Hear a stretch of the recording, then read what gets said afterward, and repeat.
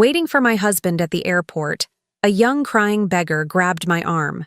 "I need you to listen. Don't board." I tried to pull away. She said, "In 3 hours you'll have a choice.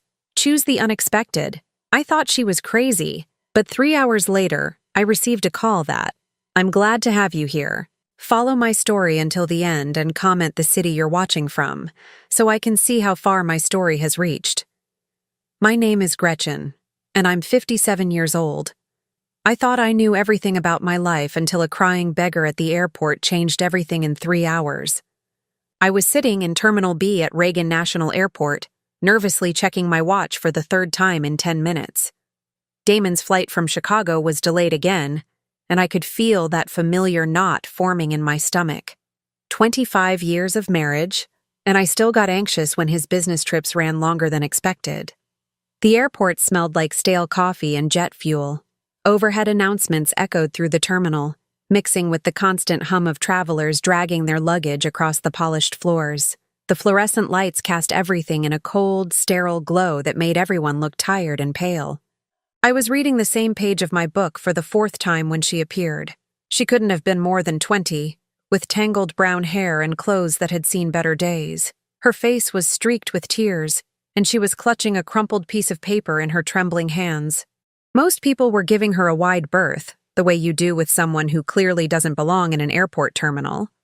But she walked straight toward me. "Excuse me," she said, her voice shaky but urgent. "Are you Gretchen? Gretchen Morrison?" I looked up from my book, startled. How did this stranger know my name? I clutched my purse a little tighter and gave her a cautious nod.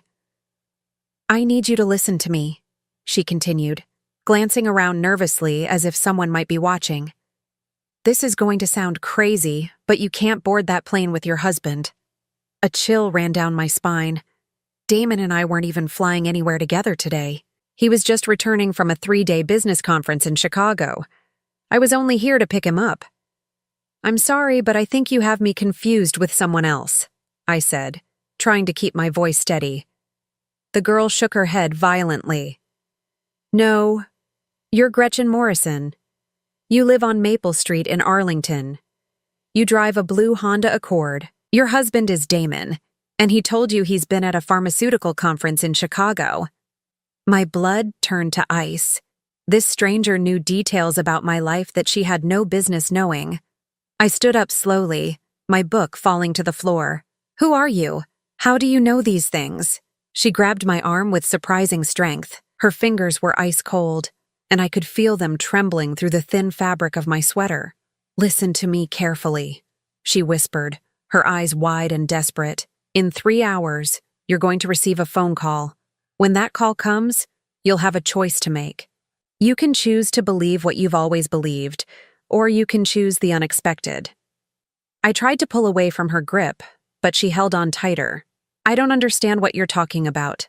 Please let go of me. Promise me," she said, tears streaming down her cheeks now. "When that call comes, choose the unexpected. Don't let him convince you otherwise. Don't let him make you believe his lies anymore." Finally, I managed to break free from her grasp.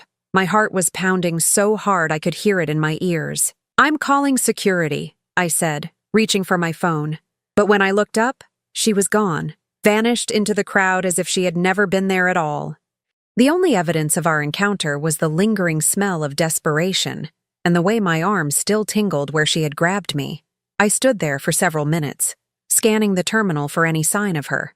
Nothing, just the usual mix of business travelers, families with young children, and teenagers glued to their phones. I tried to shake it off. Maybe she was mentally ill. Maybe it was some kind of scam. People did strange things in airports all the time, but those details she knew about my life. That wasn't random. That was specific, personal information. When Damon's flight finally arrived 30 minutes later, I was still rattled. I watched him walk through the gate with his familiar, confident stride, pulling his black roller bag behind him. He looked tired, the way he always did after these conferences, but he smiled when he saw me. "Hey, beautiful," he said, kissing my cheek. His skin felt cold from the airplane's air conditioning, and he smelled like coffee and airplane air. "Sorry about the delay. Weather in Chicago was terrible. It's fine, I said, but my voice sounded strange even to my own ears. As we walked toward the parking garage, I found myself studying his face. After 25 years, I knew every line, every expression. But now I was looking for something different. Signs of deception, guilt, anything that might explain the encounter with that strange girl. Everything okay? Damon asked as we reached the car. You seem distracted. I hesitated. Part of me wanted to tell him about the girl, but another part held back. What would I say? That a homeless stranger knew our personal information and warned me about some mysterious phone call. It sounded insane, even in my own head. Just tired, I said instead. How was the conference? He launched into his usual post-trip report as I drove us home through the familiar streets of Arlington. New pharmaceutical regulations, networking opportunities, potential clients, the same topics he always discussed after these business trips. But something felt different this time. Maybe it was the girl's warning echoing in my head, but I found myself paying closer attention to his words. Was he being more vague than usual? Were there gaps in his timeline that I had never noticed before? When we got home, Damon went straight to our bedroom to unpack. I could hear him moving around upstairs, opening drawers, hanging up clothes, normal post-trip activities. I made coffee and sat at our kitchen table, staring out the window at our small backyard. The afternoon sun was filtering through the oak tree we had planted on our 10th anniversary, casting dancing shadows across the lawn. 3 hours. The girl had said 3 hours. I looked at the clock on the microwave. It was 2:15 in the afternoon. That meant the call would come around 5:15, if the girl was right about anything. But that was ridiculous. Random strangers don't predict phone calls. This was all some kind of coincidence or misunderstanding. I tried to focus on normal things. I started dinner preparations, sorting through mail, planning my week. But every few minutes my eyes would drift to that clock. 2:30, 2:45, 3 o'clock. Damon came downstairs around 3:30, having changed into his comfortable weekend clothes. He kissed the top of my head as he passed by to pour himself a cup of coffee. "Smells good in here," he said, referring to the pot roast I had started. "I missed your cooking. The hotel restaurant wasn't good?" "Hotel food is hotel food," he said with a shrug. "Nothing beats a home-cooked meal." We sat together at the kitchen table, sharing comfortable silence the way couples do after decades together. But I kept stealing glances at him, searching for something I couldn't quite name. 4 o'clock came and went, then 4:30. I was starting to feel foolish for giving any credence to a stranger's ramblings. But at exactly 5:14, my phone rang. I looked at the caller ID. Unknown number. My hands started trembling as I remembered the girl's words. "In 3 hours, you're going to receive a phone call. Aren't you going to answer that?" Damon asked, looking up from his newspaper. I stared at the phone, my heart racing. "Choose the unexpected," the girl had said. But what did that even mean? The phone stopped ringing, then immediately started again. Same unknown number. This time, I answered. "Mrs. Morrison?" The voice was professional, clinical. "This is Dr. Sarah Chen from George Washington University Hospital. I'm calling about your husband, Damon Morrison." My world tilted on its axis. Damon was sitting right across from me, alive and well, reading the sports section. "I'm sorry," I said, my voice barely a whisper. "There must be some mistake. My husband is right here." "Ma'am, I understand this must be confusing, but Mr. Morrison was brought into our emergency room approximately 2 hours ago following a car accident. He's listed you as his emergency contact." I looked at Damon, who was now watching me with a puzzled expression. He mouthed, "Who is it?" But I couldn't respond. My throat had closed up completely. "Mrs. Morrison, are you still there?" "Yes," I managed to say, "but I think there's been a mistake." "What? What does this person look like?" "Male, approximately 60 years old, brown hair with gray at the temples, about 6 feet tall. He had identification showing Damon Morrison, and his insurance card lists you as his spouse." Every detail matched my husband perfectly. The husband who was sitting across from me, very much not in a hospital emergency room. I'll be right there, I said, ending the call. Damon set down his newspaper. What was that about? You look like you've seen a ghost. I stared at him, the girl's warning ringing in my ears. Choose the unexpected. Don't let him convince you to believe his lies anymore. For the first time in 25 years, I looked at my husband and wondered if I knew him at all. The drive to George Washington University Hospital felt like moving through thick fog. Every red light, every turn, gave me more time to think about the impossibility of what was happening. How could my husband be in two places at once? Damon had insisted on coming with me, of course. There's obviously been some kind of mix-up with the identification, he said as we walked through the hospital's automatic doors.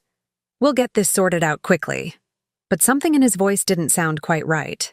There was a tightness there, a forced casualness that I had never noticed before. The emergency room smelled like disinfectant and anxiety.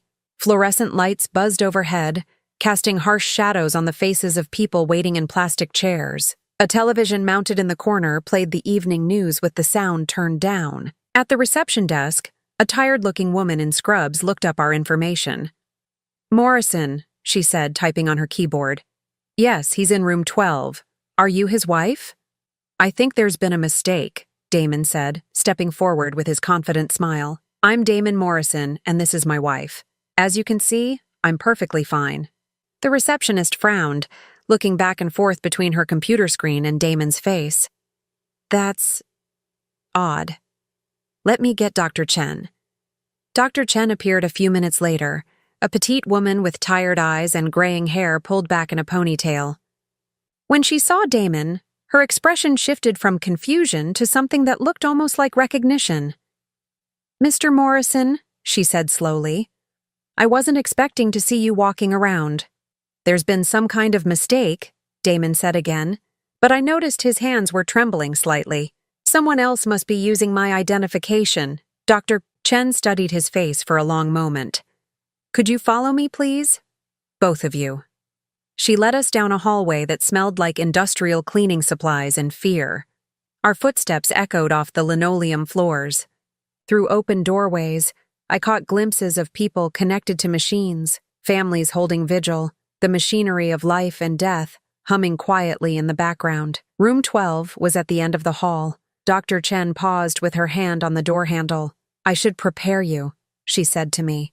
The patient has facial injuries from the accident. But his identification was very clear, and when we called the emergency contact number, she pushed open the door.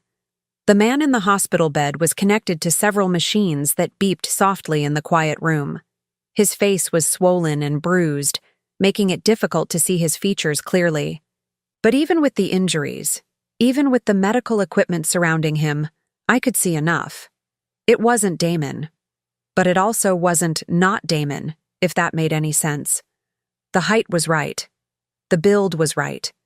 Even the hair color, what I could see of it beneath the bandages, was the same shade of brown with gray at the temples. I told you it was a mistake, Damon said, but his voice sounded hollow.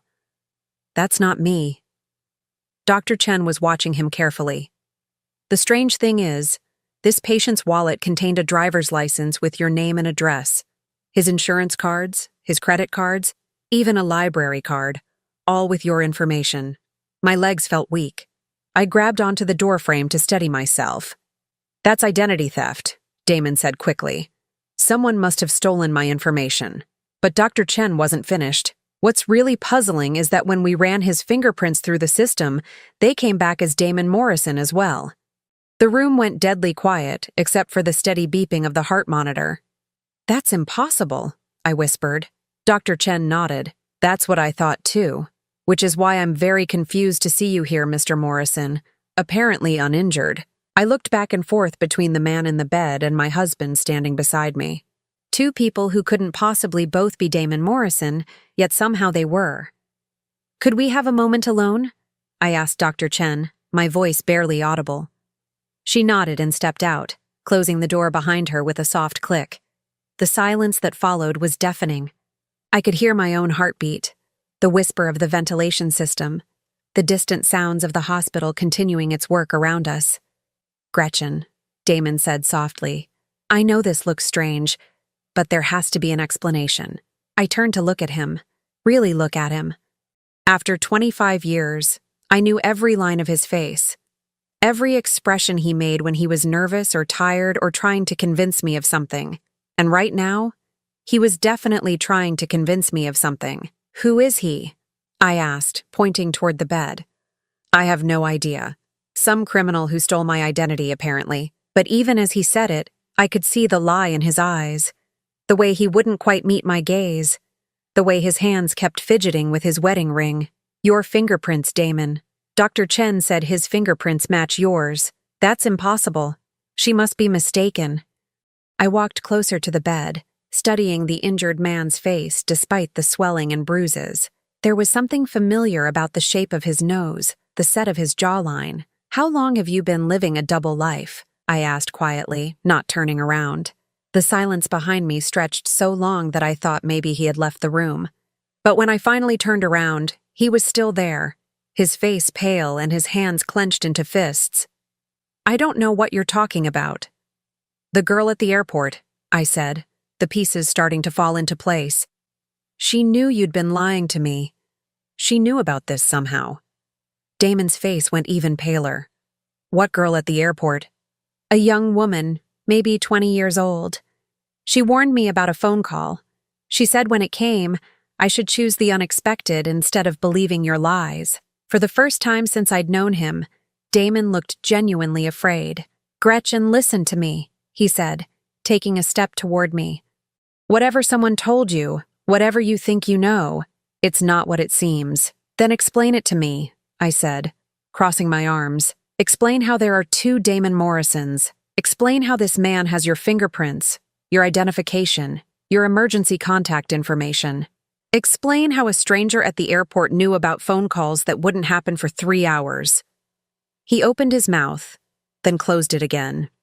For 25 years, Damon had always had an answer for everything. He was the kind of man who could talk his way out of any situation, who could make you believe that black was white if it served his purposes. But now, for the first time, he had nothing to say. I need some air, I said, moving toward the door. I'll be in the parking lot when you're ready to tell me the truth. I left him standing there in that hospital room with machines beeping around us and walked out into the hallway. My legs felt like rubber, and my hands were shaking so badly I had to grip the wall to keep from falling. At the elevator, I pressed the button and waited. The girl's words echoed in my head. Choose the unexpected. Don't let him make you believe his lies anymore. What lies? How long had he been lying to me? And more importantly, what other truths was I about to discover? The elevator doors opened with a soft ding, and I stepped inside. As the doors closed behind me, I caught a glimpse of Damon through the window of room 12. He was standing over the bed, staring down at the injured man who somehow shared his identity. And for just a moment, before the elevator descended and took him out of view, I could have sworn I saw him reach out and touch the other man's hand, like he was saying goodbye to someone he cared about. The elevator descended toward the ground floor, carrying me away from the hospital room where my husband stood with another version of himself. But I wasn't running away from the truth anymore. I was running toward it, even if it destroyed everything I thought I knew about my life. Because the girl at the airport had been right about one thing.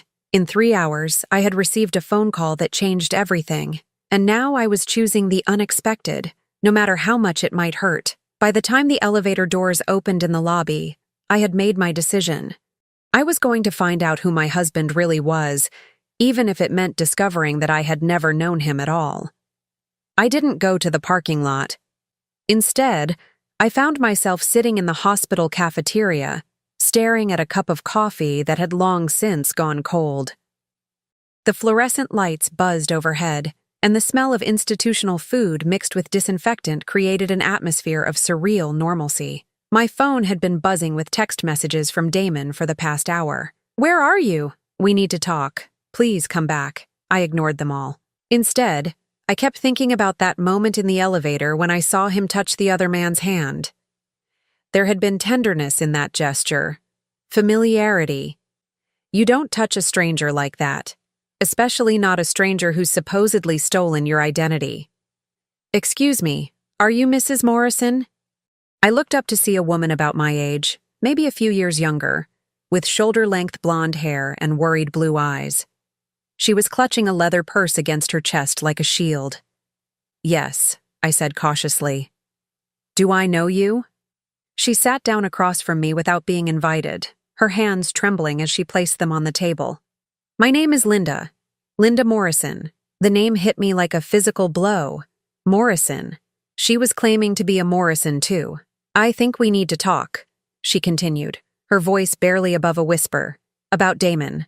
My mouth went dry. I don't understand. Linda reached into her purse and pulled out a photograph. She slid it across the table toward me. It was a family photo. Linda, the man currently lying unconscious in room 12, and 2 children. A boy who looked about 15 and a girl who appeared to be around 12.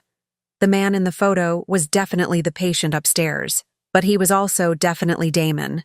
The same smile, the same way of holding his shoulders, even the same small scar above his left eyebrow that he'd gotten in college playing baseball. How long? I asked, my voice cracking.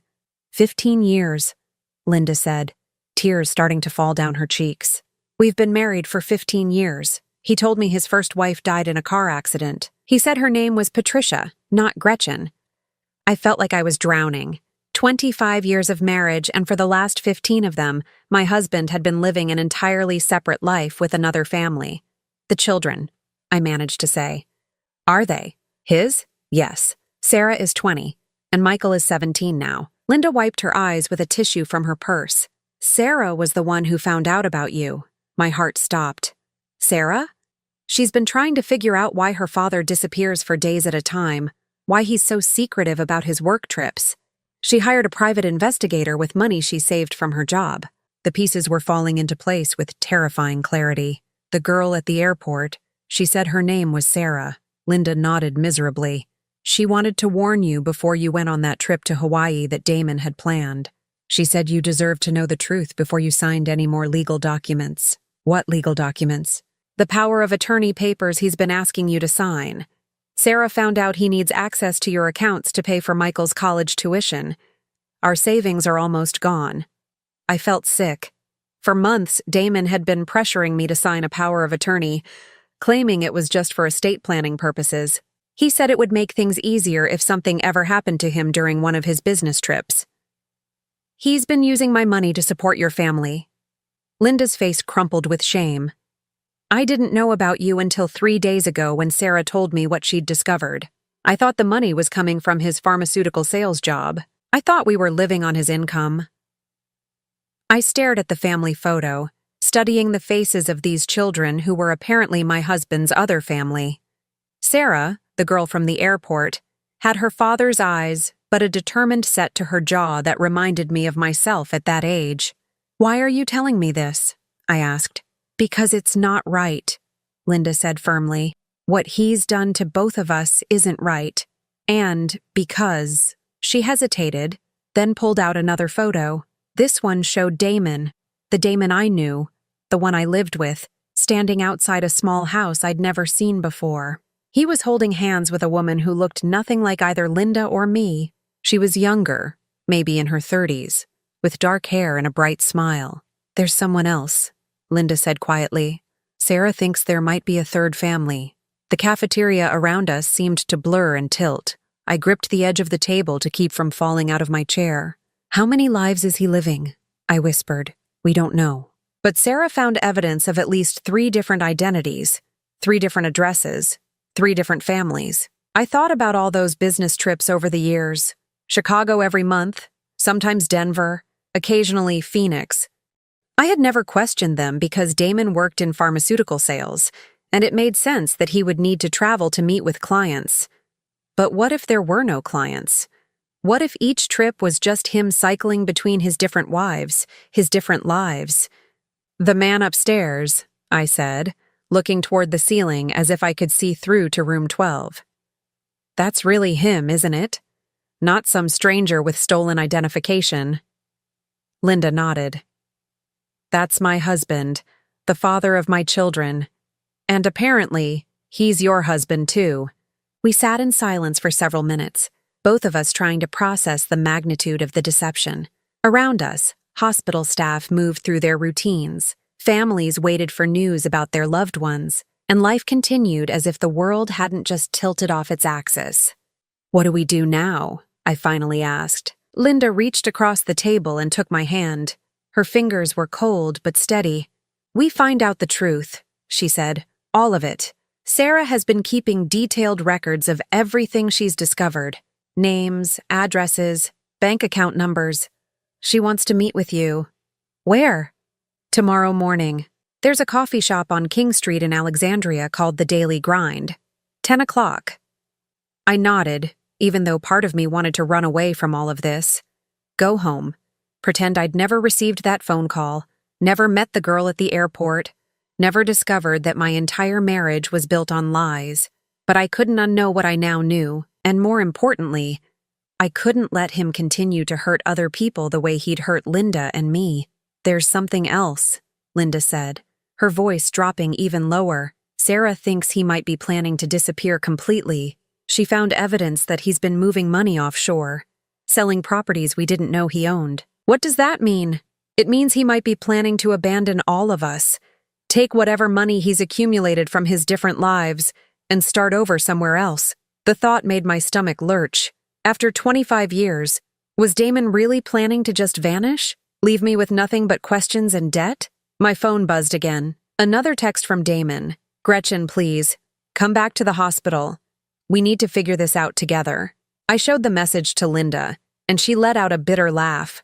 "He's probably panicking right now," she said, "wondering how much you know, trying to figure out how to spin this. Should I go back?" "Not yet. Let him wonder. Let him worry." Linda gathered up the photos and put them back in her purse. "Tomorrow, after you meet with Sarah, you'll have all the information you need. Then you can decide how you want to handle this." We exchanged phone numbers and agreed to stay in touch. As Linda walked away, I watched her go and wondered how many other women like us there were. How many other families had Damon built his lies upon? I finally left the hospital around 10 o'clock that evening. The parking lot was mostly empty, and my footsteps echoed off the concrete as I walked to my car. The night air was crisp and clear, a stark contrast to the suffocating atmosphere of secrets and lies I'd been breathing all day. When I got home, Damon's car wasn't in the driveway. The house was dark and silent, which was unusual. In 25 years of marriage, Damon had never stayed out all night without telling me where he was going. I let myself in and turned on the lights. Everything looked exactly the same as it had that morning. The same furniture, the same photographs on the walls, the same coffee mugs in the sink from breakfast, but it all felt different now, like I was seeing it through someone else's eyes. On the kitchen counter, I found a note written in Damon's familiar handwriting. "Had to take care of some things. Back tomorrow. We'll talk then. I love you." I crumpled up the note and threw it in the trash. Then I went upstairs to our bedroom and began looking through his things with new eyes. In his dresser drawer, beneath his usual collection of socks and underwear, I found a small key I'd never seen before. It was attached to a keychain from a bank I didn't recognize. First National of Denver. Denver, one of the cities he traveled to regularly. I sat on our bed, holding that key and thinking about everything Linda had told me. 3 families, 3 identities, multiple bank accounts. How long had I been living with a stranger? My phone rang, interrupting my thoughts. It was an unknown number, but this time I answered immediately. "Mrs. Morrison? This is Sarah." The voice was the same one from the airport, but calmer now, more controlled. "I heard you met my mother today." "Your mother?" "Linda Morrison. Or I guess she's Linda Walsh now, since that's probably not her real married name either." I closed my eyes. Even the names were lies. "I need to see you," Sarah continued. "There are things you need to know before he comes home. Things that will help you protect yourself." "Tomorrow morning," I said. "The coffee shop." "Actually, I was thinking tonight. Can you meet me at Riverside Park in an hour? The parking lot by the boat launch. It's more private." Every instinct I had told me not to meet a stranger in a dark park at night. But Sarah wasn't really a stranger anymore. She was the daughter my husband had never told me about, the one who'd risked everything to warn me about the truth. "I'll be there," I said. An hour later, I was sitting in my car in the empty parking lot by the Potomac River. The water was black and still, reflecting the lights from the city across the river. I could hear the gentle lapping of waves against the shore and the distant hum of traffic from the George Washington Parkway. A small sedan pulled up beside me, and a young woman got out. Even in the dim light from the parking lot lamps, I could see that she looked exactly like the girl from the airport, but cleaned up. Her hair was pulled back in a neat ponytail, and she wore jeans and a Georgetown University sweatshirt. She got into my passenger seat without ceremony. "Thank you for coming," she said. "I know this is all incredibly overwhelming." That's an understatement. Sarah pulled a thick folder from her backpack and handed it to me. "Everything is in here. Bank records, property deeds, marriage certificates, birth certificates for me and my brother, and evidence of the third family." I opened the folder with trembling hands. The first document was a marriage certificate dated 15 years ago, Damon Morrison and Linda Walsh. The second was a marriage certificate dated 8 years ago, David Morrison and Elena Vasquez. David Morrison, not Damon. Another identity entirely. "Elena lives in Phoenix," Sarah explained. "She has twin boys who are 7 years old. She thinks her husband is a traveling medical equipment salesman named David, who lost his first wife to cancer." I felt like I was going to be sick. "How did you find all this?" "I'm a computer science major," Sarah said simply. "And I've always known something was wrong with my father. The way he would disappear, the way he never talked about his past, the way he always paid for everything in cash. So I started digging. I flipped through the documents, each one revealing another layer of deception. Bank accounts in 3 different states, property holdings I'd never heard of, credit cards and names I didn't recognize. He's been systematically draining money from all 3 families," Sarah continued, "moving it into offshore accounts. My mother thinks they have $20,000 in savings, but their account actually only has $800 in it." "What about Elena?" "She's in the worst position. Her twins are sick. They have a genetic condition that requires expensive medical treatment. She's been taking out loans against their house because she thinks her husband's income isn't enough to cover the costs. But really, he's been taking her money too." I thought about my own bank account, the joint account Damon had insisted we set up years ago. How much had he been taking from me? "There's something else," Sarah said quietly. "He's planning to leave. All of us. There's a plane ticket in his real name. His actual legal name is Daniel Morris, for a flight to Costa Rica next week. One way." The folder slipped from my hands, scattering papers across my lap. "Next week? Tuesday, which is why I had to warn you today. If you had gone on that Hawaii trip with him, you might never have come back." I stared out at the dark river, trying to process everything. 25 years of marriage, and it had all been a lie. Not just an affair or a moment of weakness, but an elaborate, calculated deception involving multiple identities and families. "What do we do?" I asked. Sarah's jaw tightened, and for a moment she looked much older than her 20 years. "We stop him," she said, "before he destroys any more lives." I didn't sleep that night. Instead, I sat at my kitchen table until dawn, spreading out all the documents Sarah had given me like pieces of a jigsaw puzzle. Each paper revealed another fragment of my husband's deception, another life built on lies.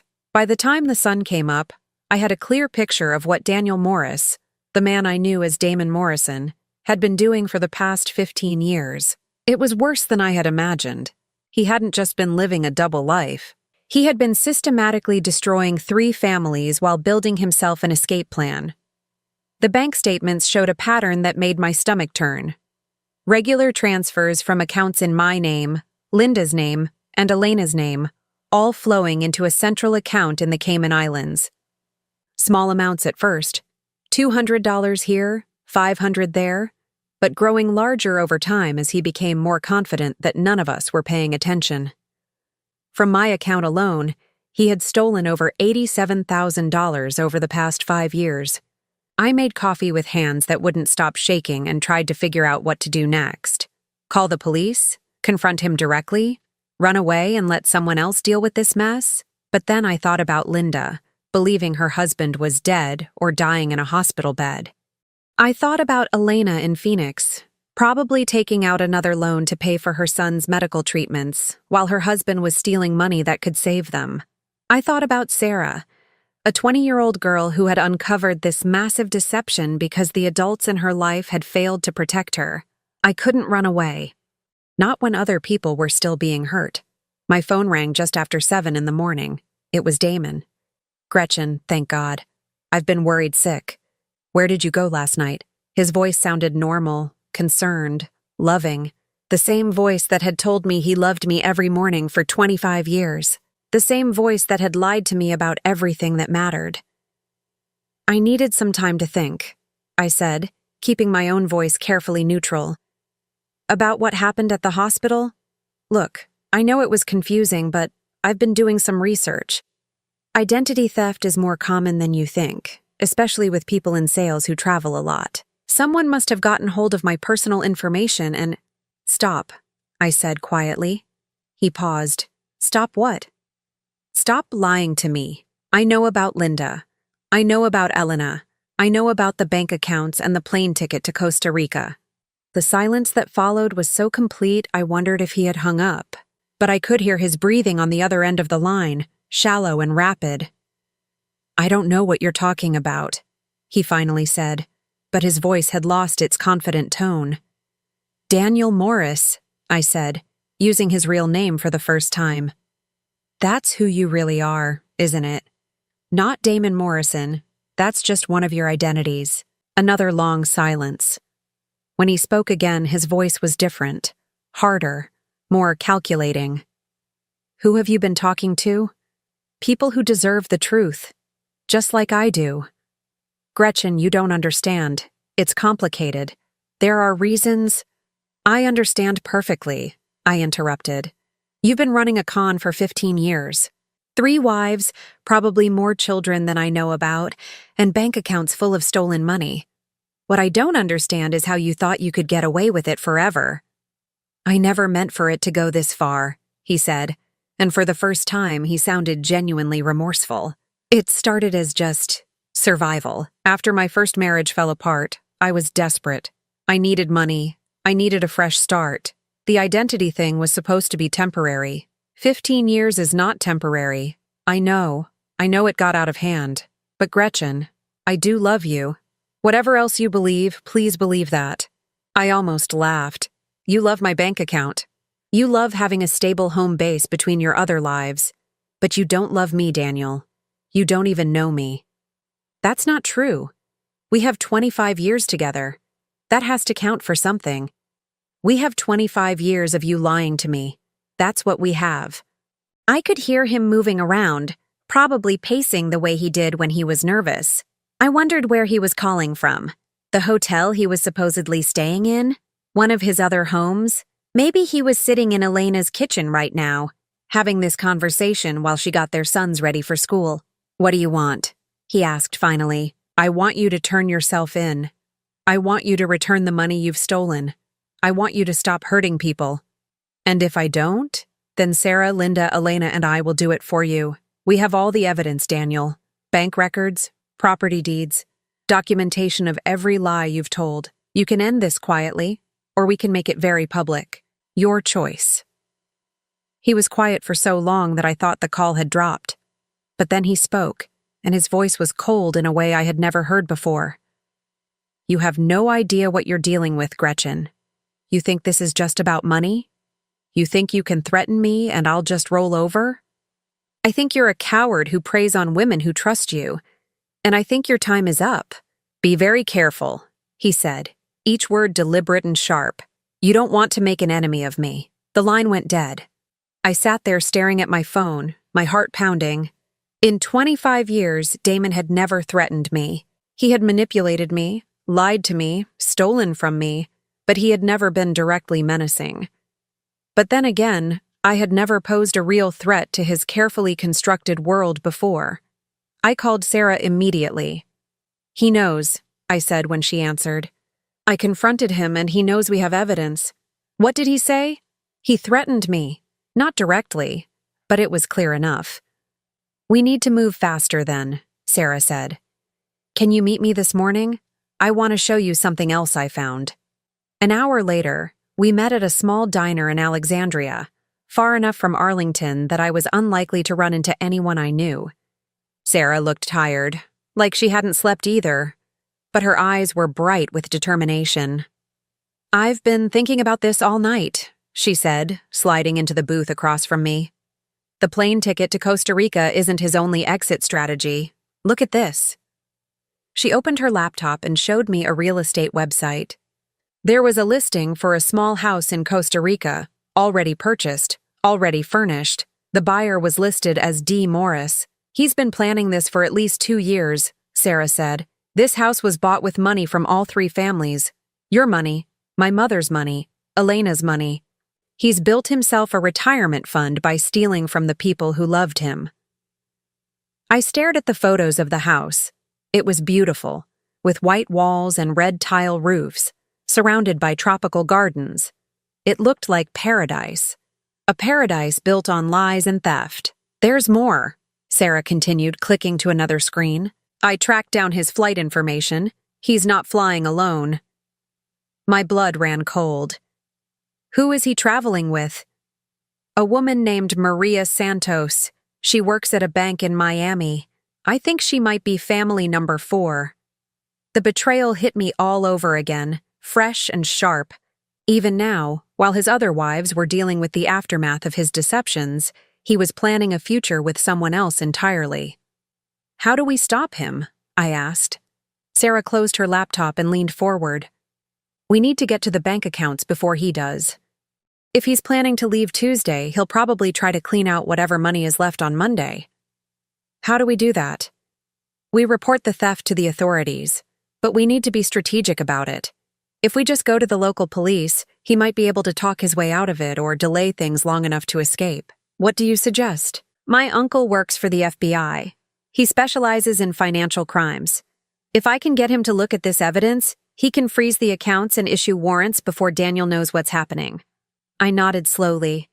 The idea of involving federal law enforcement was terrifying, but it was also the only way to ensure that Daniel couldn't hurt anyone else. There's something else we need to consider, Sarah said, her voice dropping lower. My mother doesn't know about Elena yet, and Elena doesn't know about either of you. We need to decide whether to tell them before we involve the authorities, or let them find out when everything becomes public. I thought about Linda, already devastated by the discovery of my existence. How would she handle learning about a third wife? And what about Elena, dealing with her sick children while her husband lived a lie? They deserve to know, I said finally. Before this gets out of hand, they deserve to hear it from us, rather than from strangers. Sarah nodded. I thought you'd say that. I've already reached out to Elena. She thinks I'm a journalist doing a story about medical equipment sales. I'm supposed to call her this afternoon. And Linda? She knows I was meeting with you. She's waiting to hear what we decided to do. I looked out the window of the diner, watching normal people go about their normal lives. A woman walking her dog. An elderly man reading a newspaper on a bench. A young couple holding hands as they crossed the street. I envied them their normalcy, their ability to trust that their lives were real and stable. But I also felt a strange sense of clarity. For the first time in 25 years, I knew exactly what I was dealing with. The lies were over, even if the truth was devastating. Let's do it, I said. All of it. Contact your uncle. Tell Elena the truth. Prepare Linda for what's coming. Let's end this. Sarah smiled, and for a moment she looked exactly like her father. Not the lying, manipulative Daniel Morris, but the charming, confident man I had fallen in love with 25 years ago. He chose the wrong families to mess with, she said. He thought we were all weak, isolated, easy targets, but he was wrong. I raised my coffee cup in a mock toast. To choosing the unexpected. Sarah clinked her cup against mine. To getting our lives back. As we sat there planning Daniel's downfall, I felt something I hadn't experienced in years. Hope. Not for reconciliation or forgiveness, but for justice. For the chance to protect other women from the man who had stolen so much from so many. Daniel Morris thought he was going to disappear to his paradise in Costa Rica. But we were about to show him that some choices have consequences he never saw coming. The unexpected choice wasn't just mine anymore. It belonged to all of us, Sarah, Linda, Elena, and me. And we were choosing to fight back. The next 48 hours moved like a carefully orchestrated dance of revelation and preparation. Sarah's uncle, FBI agent Robert Chen, took one look at our evidence and immediately understood the scope of what we were dealing with. "This isn't just bigamy or identity theft," he said when we met at his office in downtown D.C. "This is systematic financial fraud across multiple states. We're looking at federal wire fraud, money laundering, and possibly tax evasion." Agent Chen was a serious man in his 50s with graying hair and eyes that missed nothing. He spread our documents across his desk like he was solving a complex puzzle. "The good news is that we can move quickly," he continued. "With this much evidence, I can get warrants to freeze his accounts within hours. The bad news is that once we start this process, there's no going back. Everyone involved becomes part of a federal investigation." I looked at Sarah, who sat beside me taking notes in a small notebook. She had been my anchor through all of this, the steady voice of reason when everything else felt like chaos. "What about the other wives?" I asked. "Linda and Elena? They'll be interviewed as victims, but they'll also need to provide testimony. It could take months to sort through all the financial records and figure out exactly how much money was stolen from each family." "And Daniel?" Agent Chen's expression hardened. "If he tries to leave the country Tuesday as planned, he'll be arrested at the airport. If he doesn't show up for that flight, we'll issue a federal warrant and bring him in wherever he is." After leaving the FBI office, Sarah and I drove to a small cafe in Georgetown where Linda was waiting for us. She looked like she had aged 10 years in the past 3 days. Her blonde hair hung limp around her face, and there were dark circles under her eyes. "How did it go?" she asked as we sat down. "It's happening," Sarah said gently. "Uncle Robert is filing the paperwork today. By tomorrow morning, all of Daniel's accounts will be frozen." Linda nodded slowly. "And Elena?" This was the conversation I had been dreading. The night before, Sarah had finally reached Elena Vasquez in Phoenix and told her the truth about her husband's other families. According to Sarah, Elena had hung up 3 times before finally staying on the line long enough to hear the whole story. "She's flying here tonight," Sarah said. "She wants to meet all of us before the FBI gets involved." "How is she handling it?" Sarah exchanged a glance with me. "About as well as you'd expect. She's angry, confused, and scared. Her twins are supposed to start a new treatment program next week that costs $15,000. She was planning to use money from their joint savings account, but now she knows that account is probably empty." Linda put her face in her hands.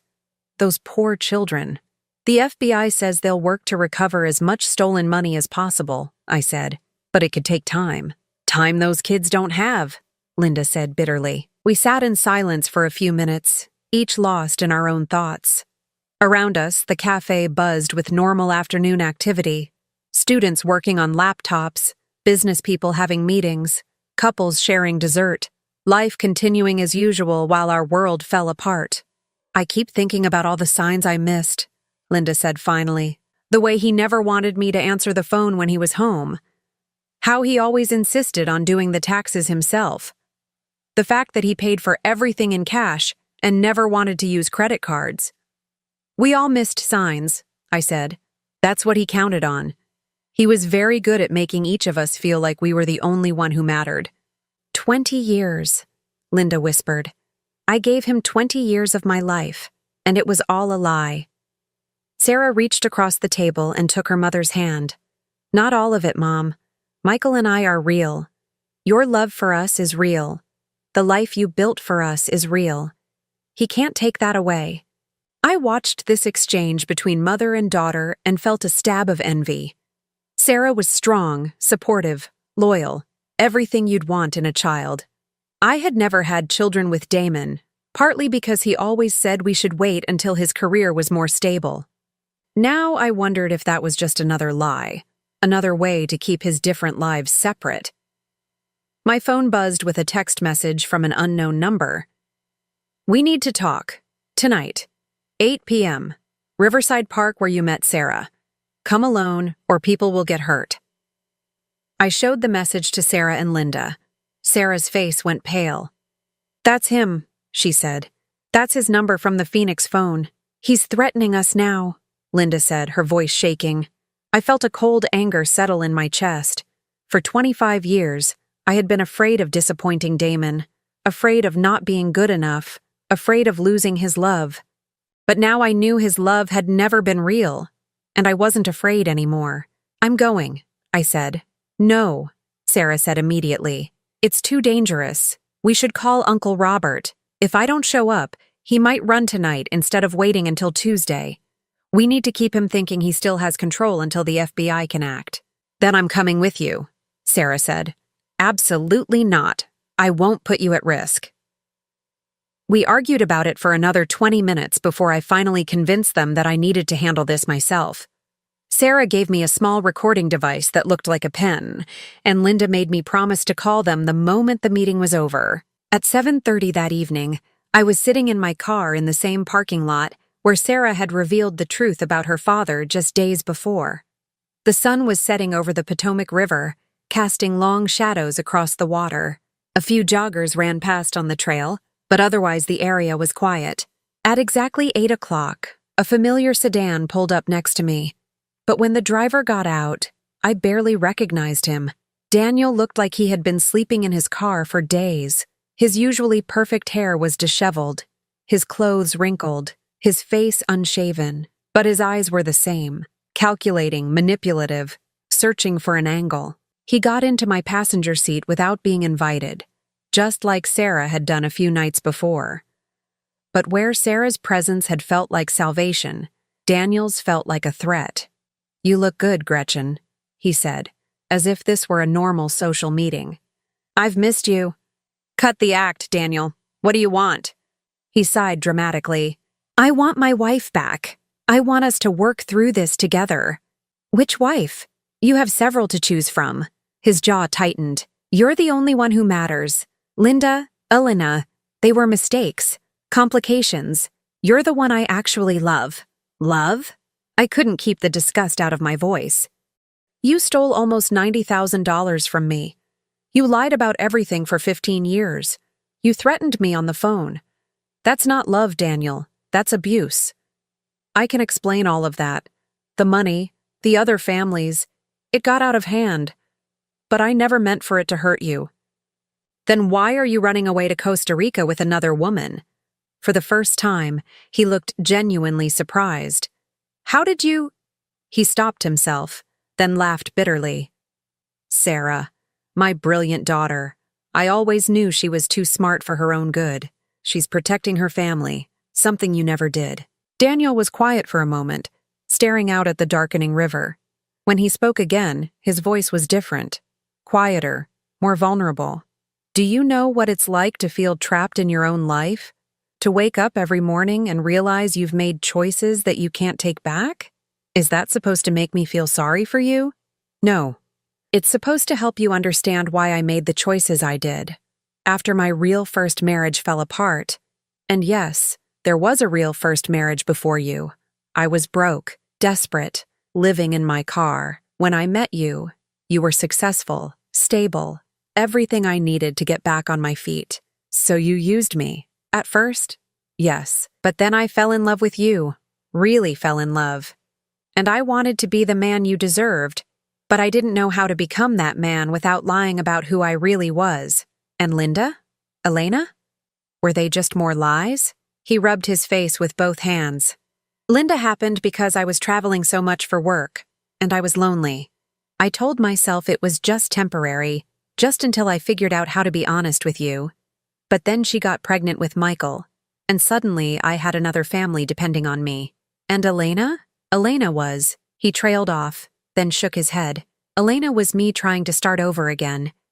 I thought if I could create one honest relationship, maybe I could figure out how to fix the others, by lying to her too, by being someone different with her. David Morrison was going to be the man Daniel Morris never learned how to be. I stared at him, this stranger who had shared my bed for 25 years. And Maria? Your Costa Rica girlfriend? Maria knows the truth.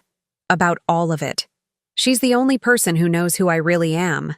And she loves me anyway. The casual way he said it felt like a physical blow. After everything, all the lies, all the stolen money, all the broken lives, he had found someone who accepted him completely, while the rest of us had loved illusions. You're really going to leave all of us, I said. Your children, your families, everyone who depended on you. What's the alternative? Stay here and go to prison? Try to make amends that will take the rest of my life to complete? Destroy what's left of my relationship with Sarah and Michael? Take responsibility. For once in your life, take responsibility for what you've done. Daniel turned to look at me directly, and for a moment I saw a flash of the man I had married. Charming, persuasive, dangerously appealing. Come with me, he said quietly. What? Come with me to Costa Rica. We can start over, do it right this time. No lies, no other families, just us. I almost laughed at the audacity of it.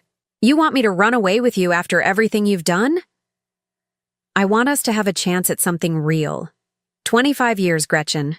That has to count for something. It counts as 25 years of lies. Not all of it was lies. The way I felt about you, the life we built together, that was real. For just a moment, I felt a flicker of the old temptation. The desire to believe him. To find a way to make this work. To salvage something from the wreckage of our marriage. But then I thought about Sarah. Risking everything to protect the people she loved. I thought about Linda, betrayed and abandoned with 2 children to raise. I thought about Elena and her sick twins, struggling to pay for medical care while their father stole their money. No, I said firmly. I'm not running away with you. I'm not enabling your lies anymore. Daniel's expression hardened again. Then you're making a mistake. A big one. Is that another threat? It's a warning. If you go through with this FBI thing, if you try to destroy me, I will make sure you regret it. I know things about you, Gretchen. Things that could ruin your reputation, your career, your life. I almost asked what he meant, but then I realized it didn't matter. Whatever secrets he thought he had, whatever leverage he imagined he held over me, it was just another form of manipulation. Go ahead, I said. Do your worst. I'm done being afraid of you. He stared at me for a long moment, then got out of the car without another word. As he drove away, I sat there in the growing darkness, my heart pounding with adrenaline and something else, something that felt like freedom. I called Sarah immediately. It's done, I said when she answered. He's running scared, but he's not backing down. Tomorrow, we end this. The next morning, Agent Chen called to tell us that Daniel Morris had been arrested at Dulles Airport, trying to board an early flight to Costa Rica. Maria Santos had been with him, and both of them were in federal custody. The web of lies that had taken 15 years to build had finally unraveled completely, but the real work of rebuilding our lives was just beginning. 6 months later, I was sitting in a small cafe in Old Town Alexandria, watching Elena play with her 7-year-old twins in the courtyard outside. The boys were healthy now, their medical treatments fully covered by the money the FBI had recovered from Daniel's offshore accounts. Their laughter carried through the open windows, mixing with the gentle hum of afternoon conversation. Linda sat across from me, looking more like herself than she had in years. She had cut her hair shorter and was wearing a bright blue dress that brought out her eyes. The haunted look she'd carried for months was finally starting to fade. The divorce is final next week, she said, stirring sugar into her coffee. 20 years of marriage, officially over. How are you feeling about it? She considered the question seriously, relieved mostly, and grateful that I found out when I did.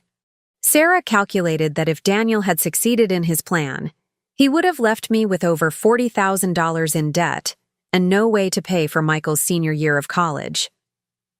I nodded, understanding completely. The financial recovery had been more successful than Agent Chen had initially predicted. Daniel had been sloppy with his money laundering, making it relatively easy for federal investigators to trace the stolen funds. Between my accounts, Linda's accounts, and Elena's accounts, we had recovered almost $300,000 that he had stolen over the years. But money was only part of the healing process. "Have you heard from him?" Linda asked quietly. "Once. A letter from his lawyer asking me to visit him in prison." I shook my head. I threw it away without reading past the first paragraph. Daniel Morris, I still had trouble thinking of him by his real name, had been sentenced to 8 years in federal prison for wire fraud, money laundering, and bigamy. His lawyer had tried to argue for a lighter sentence based on his cooperation with authorities, but the judge had been unimpressed by a man who had systematically betrayed 3 families for over a decade. The sentencing had been surreal. I sat in the courtroom between Linda and Elena, watching this man who had dominated our lives for so many years reduced to an orange jumpsuit and handcuffs. When the judge asked if he had anything to say before sentencing, Daniel had stood up and delivered what sounded like a rehearsed speech about taking responsibility for his actions. But he never once looked at any of us. Even at the end, he couldn't face what he had done to the people who had loved him. "Sarah got accepted to Georgetown Law School," Linda said, changing the subject to something more pleasant. "That's wonderful. She'll make an excellent lawyer. She wants to specialize in financial crimes, helping victims of fraud. I think this whole experience gave her a sense of purpose." I smiled, thinking about the young woman who had warned me at the airport all those months ago. Sarah had testified at Daniel's trial with a composure that impressed even the federal prosecutors. She had presented her evidence clearly and methodically, showing exactly how her father had built his web of lies and how it had affected each of his victims. But more than that, she had become the heart of our unlikely family of survivors. It was Sarah who organized our monthly dinners. Sarah who made sure Elena's boys had Christmas presents when money was still tight. Sarah who helped me figure out how to rebuild my credit after Daniel's theft. "What about Michael?" I asked. "How is he handling all this?" Linda's expression grew more serious. "Better than I expected, actually. He was angry for a long time. At his father, at me for not seeing the truth sooner, at the whole situation. But he's been going to counseling, and I think it's helping." Michael had been the family member most devastated by the revelations about Daniel. At 17, he was old enough to understand the scope of his father's betrayal, but young enough to feel personally abandoned by it. He had spent several months refusing to talk to anyone about the situation, throwing himself into school and sports as a way to avoid dealing with the emotional fallout. But gradually, with the help of therapy and the support of his sister and mother, he had started to process what had happened. The last time I saw him, he had even asked thoughtful questions about my experience, trying to understand how his father had managed to deceive so many people for so long. "And Elena?" I asked. "She's doing well. Better than well, actually. Did you know she went back to school?" I hadn't known that. Elena and I had developed a cordial relationship over the months since Daniel's arrest, but we weren't as close as Linda and I had become. The trauma of discovering her husband's other families had affected her differently. She had withdrawn from most social contact while focusing intensely on her children's needs. "Nursing school," Linda continued. "She says she wants to help other people the way the medical staff helped her boys. And she's been dating someone new, a pediatrician at the hospital where the twins receive their treatments. Good for her." Elena deserved happiness after everything Daniel had put her through. Of all of us, she had perhaps suffered the most practical consequences from his deception. While Linda and I had been hurt emotionally and financially, Elena had been caring for seriously ill children while believing she couldn't afford proper medical care. The stress of that situation had nearly broken her, but she had also shown remarkable strength once she learned the truth. Instead of falling apart, she had channeled her anger into action, working with Sarah and the FBI to uncover additional evidence of Daniel's crimes. It was Elena who discovered that Daniel had been using her son's social security numbers to open credit cards, adding identity theft to his list of charges. "What about you?" Linda asked, turning the conversation back to me. "Any regrets about not taking that trip to Costa Rica with him?" I almost choked on my coffee. Are you serious? She laughed. I'm kidding. But I mean it. Any regrets about how things turned out? I considered the question seriously. 6 months ago, I had been living a comfortable lie, married to a man I thought I knew, building a future based on false foundations. Now, I was 57 years old, divorced, starting over in many ways. But I was also free. No regrets, I said finally. For the first time in 25 years, I know exactly who I am and what I want. That's worth more than any comfortable lie. It was true. The month since Daniel's arrest had been difficult in many ways, dealing with lawyers, testifying in court, rebuilding my finances, learning to live alone again, but they had also been liberating. I had sold the house in Arlington, the one where Daniel and I had built our fake life together. Too many memories, too many reminders of the lies I had lived with for so long. Instead, I bought a small townhouse in Georgetown, close enough to Sarah's university that she could visit easily, but far enough from my old neighborhood that I wouldn't constantly run into people who wanted to gossip about my situation.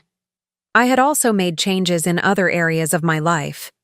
For years, Daniel had subtly discouraged me from maintaining close friendships, always finding reasons why we couldn't attend social events or why I shouldn't spend too much time with other people. Now, I realized that isolation had been part of his strategy, keeping me dependent on him for social connection and emotional support. So I had started reaching out to old friends, rebuilding relationships that had withered during my marriage. I had joined a book club, started volunteering at a literacy program, even signed up for painting classes at the community college. Small steps, but important ones in reclaiming the person I had been before Daniel Morris entered my life. I have something to tell you, Linda said, her voice taking on a more serious tone. I'm thinking about moving. Moving? Where? Portland, Oregon.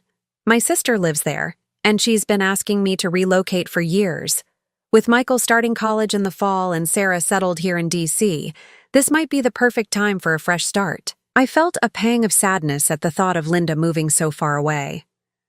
Over the past 6 months, she had become one of my closest friends. We understood each other in a way that other people couldn't. We had shared the unique experience of discovering that our entire adult lives had been built on lies. When? I asked. This summer, probably. I've already started looking at jobs there. I'll miss you. I'll miss you too. But Portland isn't that far. And you could always visit. She was right, of course, and I understood her desire for a complete fresh start. Sometimes the only way to heal from trauma is to remove yourself entirely from the environment where it occurred. But her announcement made me think about my own future in a new way. For months, I had been focused on recovery, healing from the betrayal, rebuilding my finances, processing the emotional impact of Daniel's deception. But what came next? What did I want the rest of my life to look like? That evening, I sat on the small balcony of my Georgetown townhouse, watching the sun set over the Potomac River, the same river where I had met Sarah all those months ago, where she had handed me the folder that changed everything. My phone rang, interrupting my thoughts. It was Sarah. Are you watching the news? She asked without preamble. No. Why? Turn on Channel 7. There's a story about Dad's sentencing appeal being denied. I picked up the remote and found the local news station. Sure enough, there was a brief segment about Daniel's case, complete with file footage from his original sentencing. The reporter mentioned that Morris had attempted to appeal his conviction on technical grounds, but that the federal appeals court had upheld the original sentence. 8 years, no possibility of early release, the reporter concluded. Morris will remain in federal custody until 2032.